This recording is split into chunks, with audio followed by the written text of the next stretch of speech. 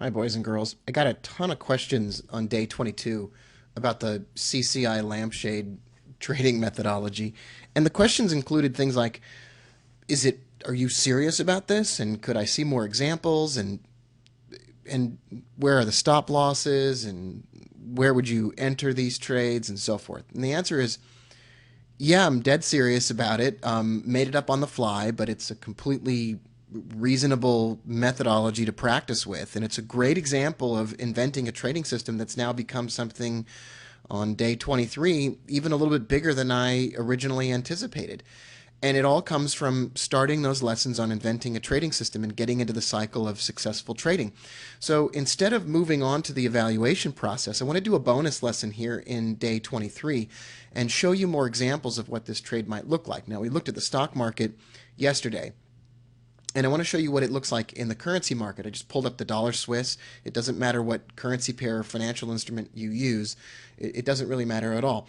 And I want to walk you through the process here of identifying and experimenting with a system like the CCI lampshade system. Now, you'll remember that I named it the CCI lampshade rewards system because I didn't have any other name for it. I mean, there was nothing else to call it, and I just looked around my house and found, a lampshade, and that was it.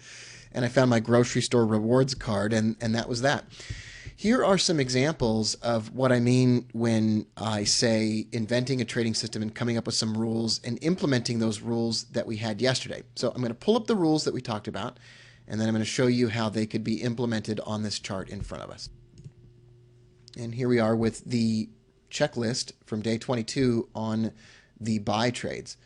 We're going to look for higher highs and higher lows to identify an upward trend. That's step one. So let's go back over here to the charts. And we're seeing higher highs and higher lows within this area on the chart here. You can just see it's really clear that this is upward movement. I don't want to spend a huge amount of time right now teaching about the identification of a trend, but for now that should suffice. We see higher highs and higher lows. Let's go on to step two. Set the CCI average to 144, and if you have a smoothing line, you can set that to 90. MetaTrader, for example, only charts the 144 and does not chart a smoothing average or anything like that. So we've got the 144 plotted. That's 10 times greater than the average CCI setting of 14. Why did we do that? Because when you look at settings that are a little bit different, you get some extraordinary benefits, in my opinion anyway. Identify an area where the CCI reaches oversold or below negative 100. That's how you read oversold on the CCI, is negative 100 or positive 100. So we're in this upward trend. We let it dip down and we let it break the higher lows. We let that happen. And what we're going to do here is try to catch, in essence, one of the last jumps upward in this upward trend. So I'm going to move forward here on the chart. And it looks like the CCI has gone into oversold territory, which is exactly what we wanted in step three. We want to buy the financial instrument, in this case the dollar Swiss, when the CCI comes out of oversold with a stop below the recent low and a profit target at least 2 times bigger than the stop loss. So let's look at this. There are a variety of things that we can do now. We can draw trend lines on this currency pair and wait for it to break above this trend line and come out of oversold. So I extend the trend line a little bit further here, and I identify an area down in this area where the CCI is coming out of oversold. So let's increase the size of the candles, the price on the chart here, and let's take a look. So in this area right here, to the right on the chart, we would buy. I don't care where we do it, because they're all these prices are relatively similar. Put a stop loss down here below the lows. And if we bought, say, on one of these bullish candles, doesn't really matter. I'll take one of the higher ones, close of 93.89, 93.90, stop loss of 20 pips. So we're going to do a profit target of 40. And if we go from 90 to, there's the profit target of 40 pips. So there's our profit target up here. There's our stop loss down here. Coming out of, I mean, we're even taking the entry a little bit late. I said when it comes out of oversold, but we waited a little bit longer for the trend line to be broken, and we move forward, and then we stop out. And that's an example of a dollar Swiss 15-minute chart CCI trade. Other options include moving your stop loss to break even when you reach a profit target of 1 times the size of your stop loss. So you could, for example, enter at 93.90, and then when you get to 93, say 15, 93.10, let's just say 93.10, halfway the distance to the profit target. So halfway up, we could move our stop loss to break even, and then we're risking nothing on the trade. And I'll pause, and I'll just move the chart forward and look for the very next opportunity.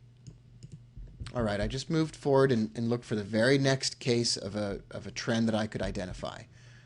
In this case, on the 15-minute chart, the currency pair is making lower lows and lower highs on price. You can see these 2 lower lows right here, these 2 highs that are progressively lower here. And so we would move the chart forward and wait for a correction that goes above overbought. Bring back up our rules. Checklist for sell trades. We're going to look for lower highs and lower lows to identify a downward trend. We found that. We have the CCI set to 144. We're going to identify an area where the CCI reaches overbought, and then we're going to sell it. So even though we make this massive correction here, there was a downward trend, and we're going to trust that downward trend. Even though it looks a little bit weird, we're going to trust that. So it comes out of, it moves up here on the chart, and we want to wait for it on the right-hand side of the chart for the CCI to come down out of overbought, right over here. We also want to look for, perhaps, as I mentioned earlier, a break of a trend line, a really steep trend line. And that could give us an entry right here on a close at 93.50, the break of the trend line and coming out of oversold. So we could take an early entry without the breakout of oversold, or a later entry right here at 93.50. Well, let's just say 93.40. We'll split the difference and say we're entering at 93.40. We're going to put a stop loss above the highs up here at 93.95. So we're going to have a 55 pip stop loss, and that means we're going to need at least a 100 pip profit target. So 93.40 down to 92.40 down here, down at the low. That's pretty good. And we're going to move our stop loss to break even if we get, let's just say, 50 pips. So 93.40 down to 92.90. So if we get down to this level or close to it, we're going to move our stop loss to break even. And move forward in time, and we do drop a bit, but then we stop out above the highs. So that's the next example.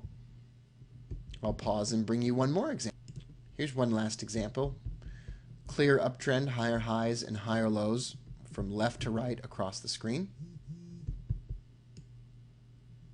And now we're going to wait and move forward and watch for the CCI to dip below negative 100 and give us the possibility of drawing a trend line, perhaps. So right here on the chart, we have a trend line across the tops of the candles, the CCI jumping out of oversold in this upward trend, stop loss below the recent lows, and a profit target, like we said, double that size, and a move to break even halfway up to that level. And that stops out. And then we'll redraw a trend line here, see if we can break this trend line. So we go back down below. We can even raise this trend line up here. Down below the oversold level on the CCI right here. And we pop up above it right here, and we get an entry price of about 94, let's just say 9,500. Stop 40 pips lower, and a profit target at 95.80. And we're going to move to break even halfway the distance to that level. And we do jump up and make it halfway the distance to that level. We don't get all the way there, so we might get to break even. So these are some examples of using the CCI and looking at trend lines and looking at trending markets. Now, you can go back and you can actually change a little bit of what I do to fit your own personality or your trading type. Let's look at one more way we can do this. We're going to right click on the CCI and change it from 144 to let's just say 94. Play with the numbers.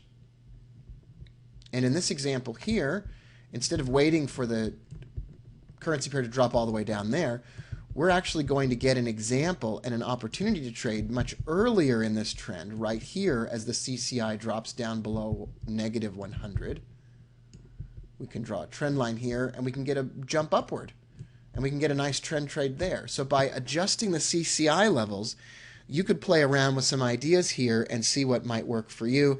Now, we'll be back in lesson 24 with an evaluation process for identifying whether a trading system that we've invented and preliminarily tested could work for us.